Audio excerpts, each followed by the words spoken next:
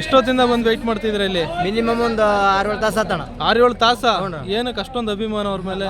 ಭಕ್ತಿ ಅಣ್ಣ, ದೇವ್ರು ಅವ್ರು ಒಂಥರ ನಮ್ಗೆ ಇದ್ದಂಗೆ, ದೇವ್ರ ಇದ್ದಂಗೆ ನಮ್ಗೆ ಅವರಲ್ಲ. ಪ್ರತಿ ವರ್ಷ ಬರ್ತೀರಾ ಇಲ್ಲಿಗೆ?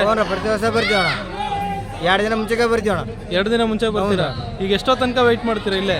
ಅಣ್ಣ ದೇವ್ರ ದರ್ಶನ ಆಗ್ತಾನ ಬಿಡಂಗಿಲ್ಲ ನಾವು. ನಾಳೆ ಗಂಟೆ ಆದ್ರೆ? ನಾಳೆ ಆದ್ರೆ ಬಿಡ್ತೀವಿ. ನಾಡ್ದಾದ್ರೆ?